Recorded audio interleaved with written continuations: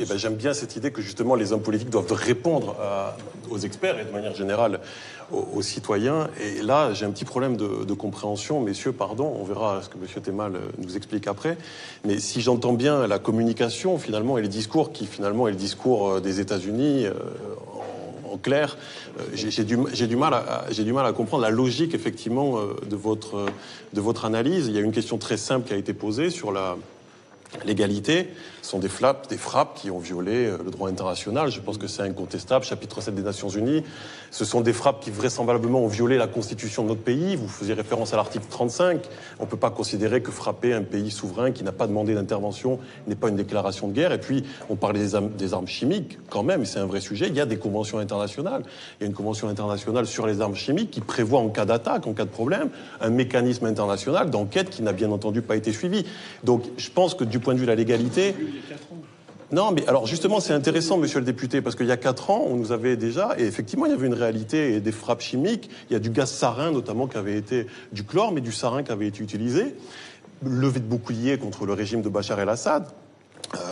Menace de frappe, et on apprend quelques années plus tard, et c'est pas Debout la France et Nicolas Dupont-Aignan qui le disent, c'est même pas monsieur Poutine ou les Russes, c'est Carla Del Ponte, dans le cadre des Nations Unies, qui nous explique qu'on a eu la preuve finalement que le sarin avait été utilisé notamment par les rebelles. Les rebelles, effectivement, ça a été très bien rappelé, qui malheureusement ont reçu l'aide de la France. D'installation par le pouvoir syrien. Donc il y a bien reconnaissance de production et de stockage. Il n'y a pas de sujet sur le fait que le régime de Bachar el-Assad détienne des armes chimiques. Il y a eu la preuve apportée que les rebelles ont ici utilisé, y compris contre des civils.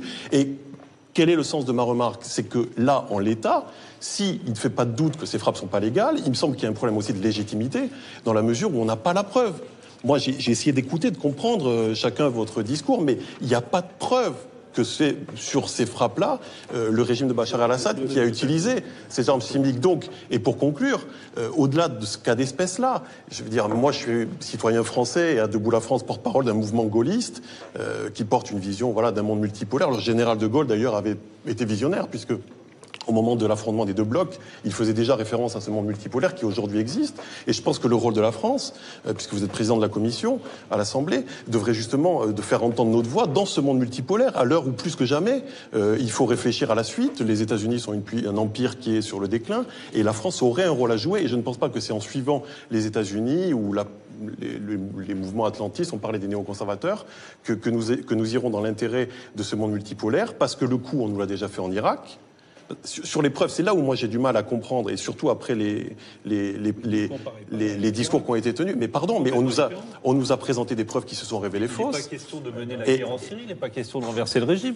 Mais il est question de faire en sorte que la guerre soit dans les limites, je mets entre les limites du droit international, les conventions internationales, c'est tout.